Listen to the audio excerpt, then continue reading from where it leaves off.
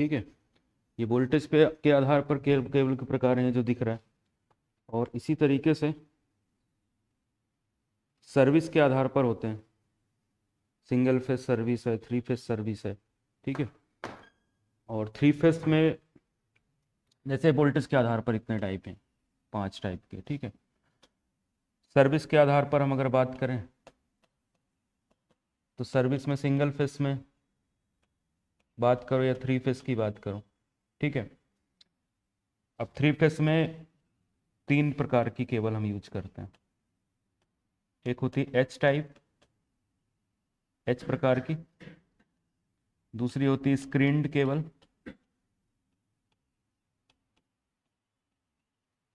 तीसरी होती है प्रेशर केबल। प्रेशर केबल 2 तरीके की होती है, एक होती है ऑयल वाले और एक होती है एयर। ऑयल और एक क्या होती है, एयर। ठीक है, ऑयल में जो होता है, जो तेल होता है ना, जो ट्रांसफार्मर के अंदर तेल होता है वही तेल यहाँ पर भी होता है। ठीक है, और हवा में हम किसका यूज करते हैं, नाइट्रोजन का। हवा में किसका उपयोग करते हैं, नाइट्रोजन का उपयोग करते हैं। ठीक है, हवा पे किसका उपयोग करते हैं, नाइट्रोजन का। तो क्लासिफिकेशन किस आधार पे कर रहे हो, ठीक है, सर्विस के आधार पर सिंगल फेस और थ्री फेस, वोल्टेज के आधार पर high low voltage, LT cable, HT cable, ST cable. ठीक है, ऐसे याद करना है, एलटी, एचटी, एसटी, ईएसटी। ठीक है, और एक्स्ट्रा सुपर टेंशन। ठीक है, ईएसटी। ठीक है, वोल्टेज को हम टेंशन कहते हैं, तनाव। जो वोल्टेज होता है उसको हम तनाव के नाम से भी जानते हैं। तो ये एक बेसिक क्लासिफिकेशन था केबल का, केबल के प्रकार थे यहाँ पर। और ये सारी चीज़ें हमने पढ़ ली थी, बहुत सारी चीज़ें पढ़ ली थी। केबल के हम लास्ट स्टेज पे ही चल रहे थे। ठीक है, केबल में हम लास्ट में ही थे, बस हमें ये देखना था कि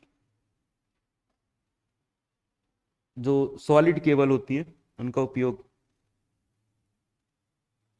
कहाँ तक किया जाता है। ठीक है, सॉलिड केबल 66 केवी तक उपयोग की जाती है। ठीक है, उसके बाद हमें तेल वाली और हाँ एयर वाली हमें उपयोग करना पड़ता है। ये सब पढ़ा दिया था मैंने। ठीक है, इसके बाद मैंने ये कहा था कि ये याद कर लेना कि केबल इंसुलेशन के आधार पर, ठीक है, केबल के प्रकार अनगिनत हैं। ठीक है, अब ये बात करनी पड़ेगी किस आधार पे बात हो रही। ठीक है, उसका बेस क्या है, किस बेसिस पे बात कर रहे हैं। ठीक है, आधार क्या है, क्या आधार है। ठीक है, तो आधार अगर इंसुलेशन है, ठीक है, तो पीवीसी वाला आता है, एमआई आता है, पीआईएलसी आता है, एक्सएलपीई आता है। ठीक है, PIL CDTA भी आता है। ये केबल के प्रकार हैं। ठीक है, ये केबल के क्या हैं, प्रकार हैं। किस आधार पर, इंसुलेशन के आधार पर। ठीक है, ये किस आधार पर प्रकार हैं, केबल के इंसुलेशन के आधार पर केबल के प्रकार की बात करें तो पीवीसी केबल होती है, एमआई केबल होती है, PILC होती है, XLPE होती है, PIL CDTA होती है। ठीक है, अब इनका पूरा नाम भी एग्जाम में पूछेगा, फिर प्रीवियस क्लास में भी मैंने बताया था कि ये वाला बहुत बार पूछा जाता है। एक्स का मतलब होता है क्रॉस लिंक्ड, क्रॉस लिंक्ड। ठीक है, polyethylene, cross linked polyethylene insulated cable. PVC का पूरा नाम पूछा करता है पॉलीविनाइल क्लोराइड। ठीक है, एमआई मतलब मिनरल इंसुलेटेड। ठीक है, उसके बाद PIL डी का ये पेपर है, पी मतलब पेपर इंसुलेटेड। ठीक है, पेपर इंसुलेटेड लेड कवर्ड। ठीक है, डबल टेप आर्मंड केबल। ठीक है, तो ये जो डिजाइन की जाती है मैकेनिकली मजबूत होती है केबल, तो इसके बारे में लिखा हुआ है। बस नाम ध्यान रखना कि इंसुलेशन के आधार पर कितने प्रकार के होते हैं, पीवीसी, एमआई, PILC। ये इंसुलेशन के नाम ही लिखे हुए हैं। ठीक है, यहाँ पर इंसुलेशन के नामकरण ही किया गया है। ठीक है, अब अंडरग्राउंड जो केबल होती है उसका हम इंस्टॉलेशन करेंगे। ठीक है, जैसे टेक्नीशियन में अक्सर एक शब्द उपयोग किया जाता है, इंस्टॉलेशन। ठीक है, इंस्टॉलेशन का मतलब ये होता है कि जैसे कोई भी डिवाइस है उसको हम लगाते हैं कहीं पर तो हम उसको इंस्टॉलेशन कहते हैं, ठीक है। कि जैसे मान लो हम कहीं पर पंखा लगा रहे हैं, तो पंखा लगाने को हम क्या कहते हैं, इंस्टॉल कर रहे हैं पंखा, ठीक है। पंखा पहले से बना बनाया आया है, हम उसके पार्ट को असेंबल करेंगे और लगाएंगे, तो उसके लगाने को हम कहते हैं इंस्टॉलेशन। तो केबल के लगाने को क्या कहा जाता है, केबल इंस्टॉलेशन कहा जाता है, ठीक है, क्योंकि हम केबल को इंस्टॉल कर रहे हैं, ठीक है। तो केबल को इंस्टॉल करते समय किन बातों का ध्यान रखना है, ठीक है। तो केबल को इंस्टॉल करते वक्त इस बात का ध्यान रखना है कि रिलायबल फैक्टर क्या होना चाहिए। रिलायबल फैक्टर का मतलब होता है विश्वसनीयता क्या होनी चाहिए। हाँ, जैसे बोलते हैं ना कि विश्वसनीय है कि नहीं है, तो रिलायबल है कि नहीं है। किसके बारे में बात हो रही है, विश्वसनीयता के बारे में हो रही है, रिलायबिलिटी के बारे में बात हो रही है। कि अगर हम केबल बिछा रहे हैं ना, तो ऐसा फिट करें कि रिलायबल हो, खराब ना हो जाए जल्दी, ठीक है। इस बात का ध्यान रखना है। अब केबल को बिछाने के लिए, लेइंग का मतलब होता है केबल को बिछाना, ठीक है। केबल को बिछाने के लिए हम क्या क्या ध्यान रखते हैं कि कहाँ पर इंस्टॉल कर रहे हैं, उसकी कंडीशन क्या है, शर्तें क्या हैं, किस शर्त पे हम केबल बिछा रहे हैं, ठीक है। वहाँ की कंडीशन क्या है, पानी तो नहीं आ रहा है, ठीक है, पानी के अंदर तो नहीं है केबल, जमीन के अंदर है या घर के अंदर है, किस कंडीशन में, उसका पहले पता लगाते हैं, ठीक है, कि शर्तें क्या हैं। उसके बाद इनिशियल कॉस्ट का मतलब होता है प्रारंभिक लागत कितनी है, शुरू में कितना पैसा खर्च होगा, उतना पैसा है हमारे पास कि नहीं है, ठीक है, ये भी तो जरूरी है, ठीक है। उसके बाद उसका मरम्मत किया जा सकता है और रिपेयर किया जा सकता है, ये दोनों अलग अलग शब्द हैं, ठीक है। मरम्मत अलग शब्द है, ठीक है, और रिपेयरिंग अलग शब्द।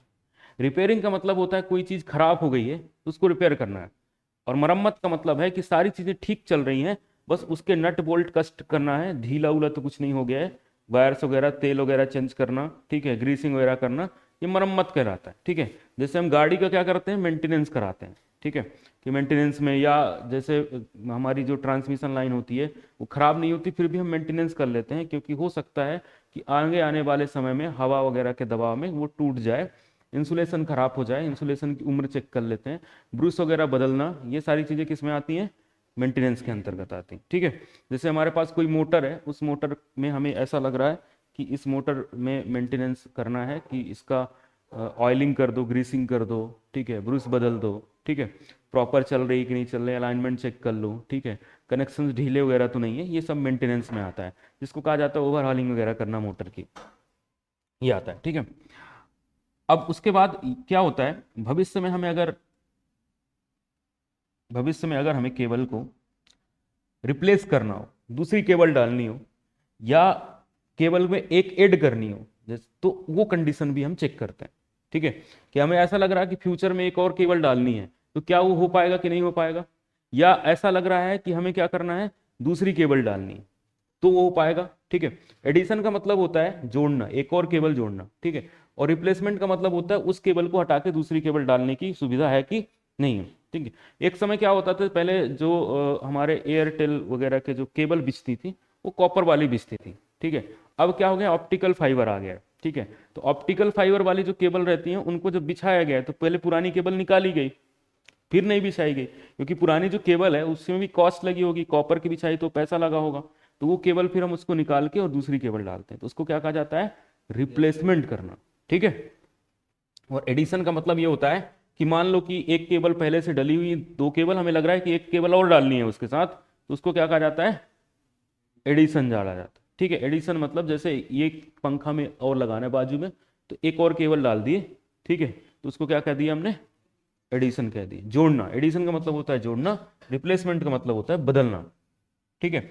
अब इन शब्दों से हम परिचित हों इंग्लिश में भी, क्योंकि आगे चल के क्या होगा, आगे आने वाले समय में हम जब कहीं पर काम करते हैं, किसी कंपनी में काम करते हैं, तो हमें, या कोई भी जो एसेसरीज होती हैं, ठीक है, जैसे दुकान में जाओगे ना, तो उससे अगर कहोगे कि मुझे स्विच दे दो, तो स्विच में जितनी भी चीज़ें लिखी रहेंगी वो सब अंग्रेजी में लिखी रहती, ठीक है। तो भले हमें पूरा मीनिंग ना पता चले, बस ये पता चल जाए कि हमारे काम काम की चीज़ें क्या है, ठीक है, वो तो उतना तो पढ़ पाए हम, ठीक है, नहीं तो हमारे एजुकेशन का मतलब क्या निकलेगा, ठीक है, बोलते ना एजुकेटेड है, एजुकेटेड का मतलब क्या है, कुछ भी चीज लिखी हुई है उसको समझ जाना, ठीक है, उस बात को अगर आप समझ पा रहे हो कि जो चीज लिखी हुई है दूसरों को समझा पा रहे हो, ठीक है, और उसमें तार्किक शक्ति है आपके अंदर कि नहीं है, उसमें आप अंतर बता पा रहे हो कौन सी चीज सही है कि नहीं है, ये बता पाना ही एजुकेशन होता है, ठीक है, कि हमारे अंदर तार्किक योग्यता भी होनी चाहिए कि क्या चीज गलत है और क्या चीज सही है, ठीक है। कई बार ऐसा होता है कि हम पढ़ बहुत लेते हैं, हमारे पास ग्रेजुएशन की डिग्री आ जाती है, हम पीएचडी कर लेते हैं, और फिर भी हमारे अंदर तार्किक योग्यता नहीं रहती है, हमसे ज्यादा होशियार हमारा चपरासी रहता है, ये कई बार ऐसा हो जाता है, ठीक है। तो इन बातों को हम ध्यान रखते हैं, ठीक है। अब इसमें कुछ रिकमेंडेशन प्रैक्टिस है, ठीक है, रिकमेंडेशन का मतलब होता है कि ये चीज आपको बताई गई कि आप इनको फॉलो कर सकते हैं, ठीक है। अब देखो केबल कहाँ बिछा रहे हैं, रोड पे बिछा रहे हैं या स्ट्रीट पे बिछा रहे हैं, ठीक है, road and street wear feasible, ठीक है, जहां पर हो रोड और स्ट्रीट पे हम बिछाएंगे, ठीक है। अब क्रॉस पावर नहीं करना है, कम्युनिकेशन लाइन, स्ट्रीट मतलब होता है सड़क, ठीक है, और सड़क और रोड दोनों एक ही चीज होती है, स्ट्रीट सड़क के किनारे की जगह को कहा जाता है, ठीक है, जैसे जहां पर लाइटें लगाई जाती है ना, स्ट्रीट लाइट, हाँ, उसको स्ट्रीट कहा जाता है, तो सड़क के किनारे, ठीक है, उसको केबल के लिए हम जगह बनाते हैं, ठीक है। उसके बाद अगर एक दो तरीके की लाइन होती है, एक कम्युनिकेशन लाइन होती है जो बातचीत करने के लिए होती है, ठीक है, हाँ, ऑप्टिकल फाइबर वाली हो गई, ऑप्टिकल फाइबर में तो इंटरनेट वगैरह होता है, उसमें भी कम्युनिकेशन भी होता है, इंटरनेट वाला भी आजकल आ गया है, ठीक है, नई चीजें नई टेक्नोलॉजी में, और बातचीत के लिए टेलीफोन लाइन भी उसके साथ आती है।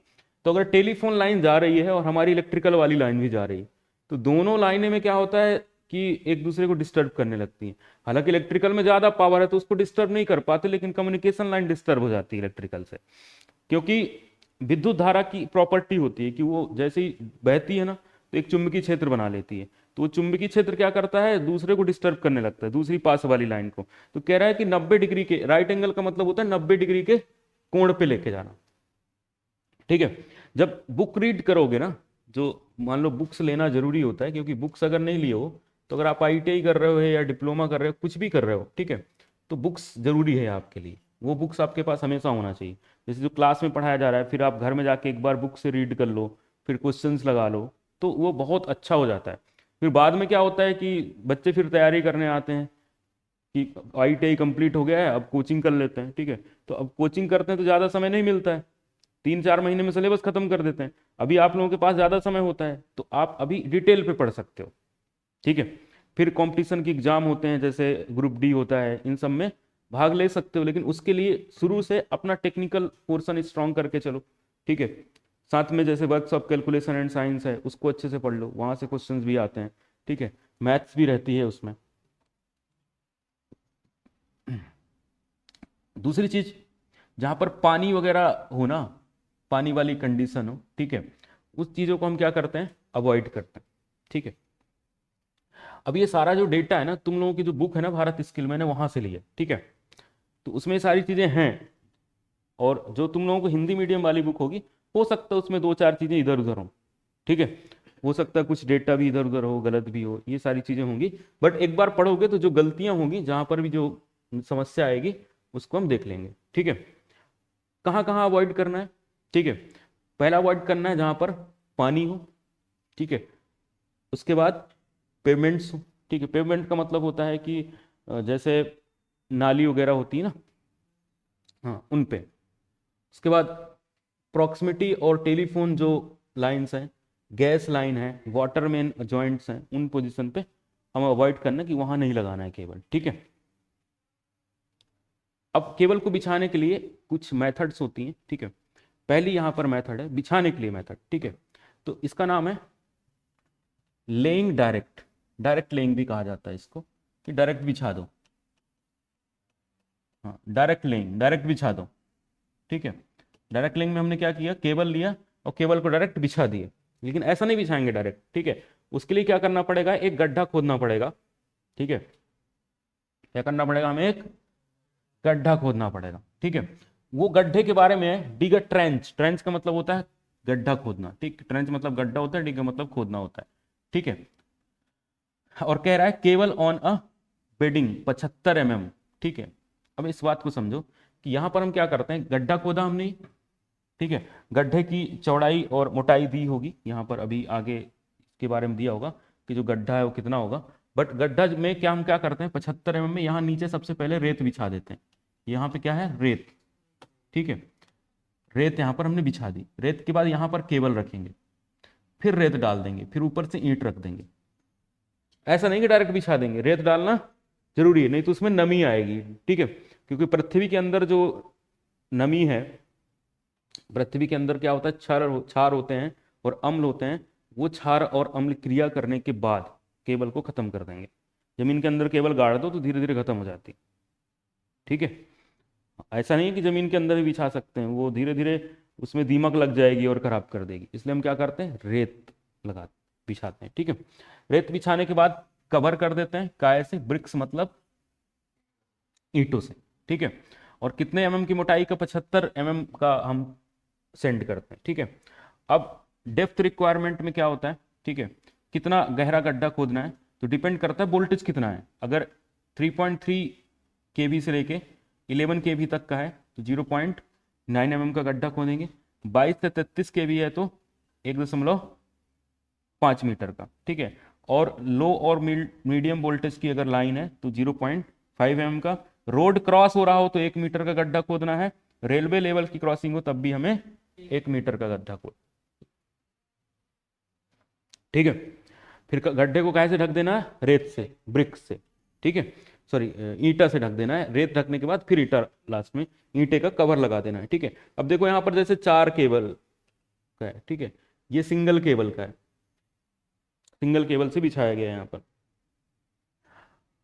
अब हम विड्थ की बात करते हैं, वो तो ट्रेंच की गहराई हो गई, चौड़ाई कितनी होगी, सिंगल केबल के लिए 35 सेंटीमीटर, ठीक है। Multiple cable 20 centimetre, internal axial spacing है ये, ठीक है। और क्लियरेंस फ्रॉम ट्रेंच साइट 15, ठीक है, मतलब गड्ढे से जो ऊंचाई होगी वो कितनी होगी, 15 सेंटीमीटर क्लियरेंस होनी चाहिए ऊपर से नीचे, ठीक है। कि जैसे ये केबल, ये गड्ढा हमने खोदा तो ये जो गैप है इसके बाद ही हम केबल डालेंगे, 15 सेंटीमीटर के बाद ही, नहीं ऊपर ही नहीं रख देंगे, ठीक है। ऊपर ही केबल रख दोगे, रेत डाल दोगे तो प्रेशर पड़ सकता है, ठीक है। उसके बाद जो कवर होता है, ये कवर का साइज दिया हुआ है, ये ईंट का भी हो सकता है और आरसीसी का भी हो सकता है, ठीक है, दोनों हो सकते हैं। उसके बाद हमें क्या करना है, एक leave 3 metre spare cable loop formation near pole joint और इमरजेंसी के लिए क्या करना है, 3 मीटर का स्पेयर छोड़ देना है, ठीक है। स्पेयर मतलब लंबी एक केबल छोड़ देना है कनेक्शन वगैरह करने के लिए या जॉइंट वगैरह लगाने के लिए, ठीक है।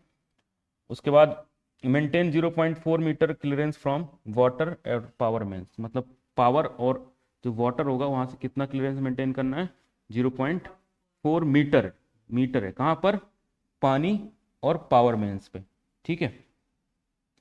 आरसीसी और जीआई पाइप का उपयोग करना है जब रोड क्रॉस हो रही हो तो, ठीक है।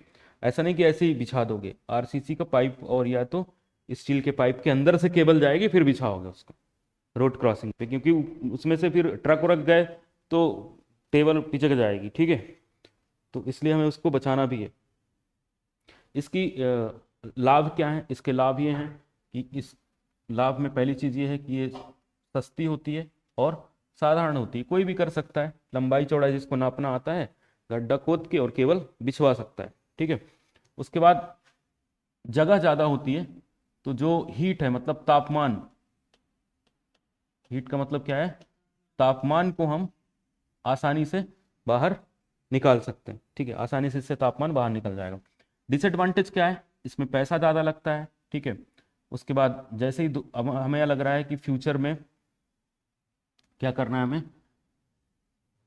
चेंज करना है या फॉल्ट हो गया बदलना है तो फिर पूरा गड्ढा गड्ढा खोदना ही पड़ेगा, दूसरा ऑप्शन नहीं है। गड्ढा खोदो फिर उसको निकालो फिर वो करना पड़ेगा, ठीक है। इसलिए क्या होता है, इसमें मेंटेनेंस करना, बदलना टफ होता है, ठीक है।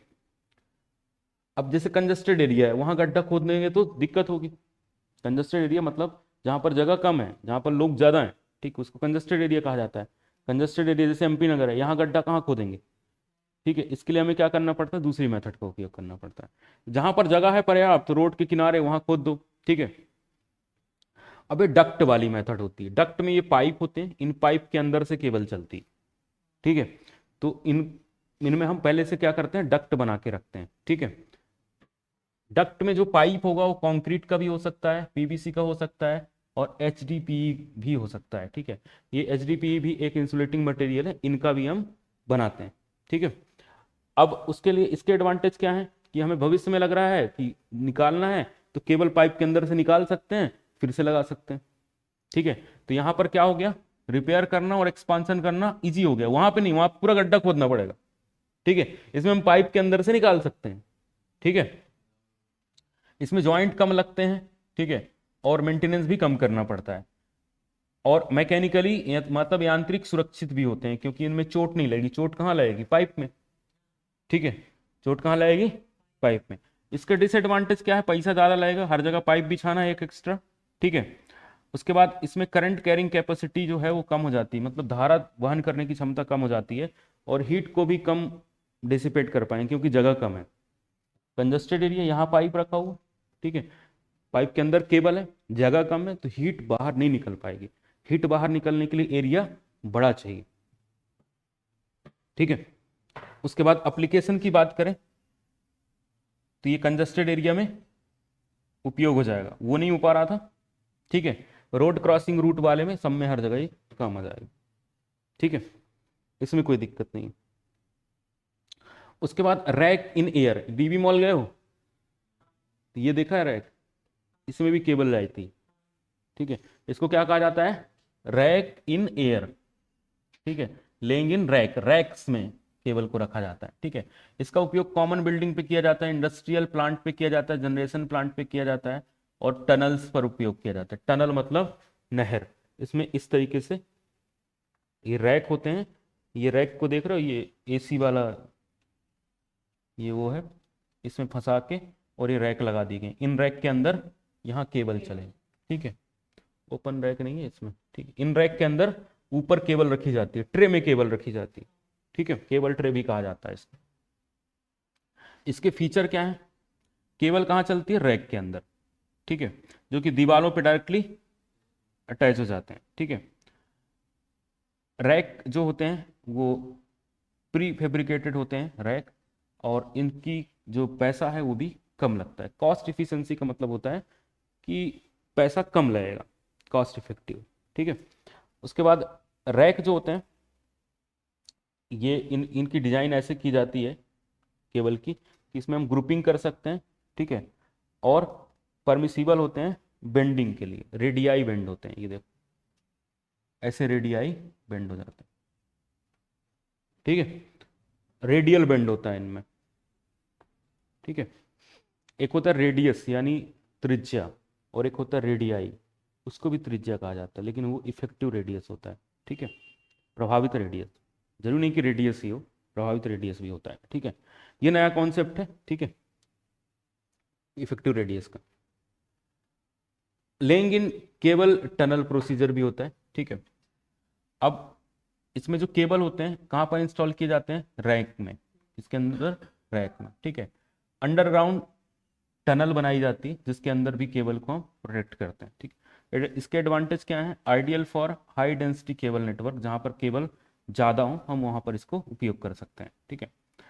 फ्यूचर मॉडिफिकेशन भी इसमें पॉसिबल है, क्योंकि रैक के ऊपर केबल तो रखी हुई है, उसमें बदलना, फॉल्ट को ढूंढना, सारी चीज़ें ईजी हैं, ठीक है, बाकी के कंपेयर में।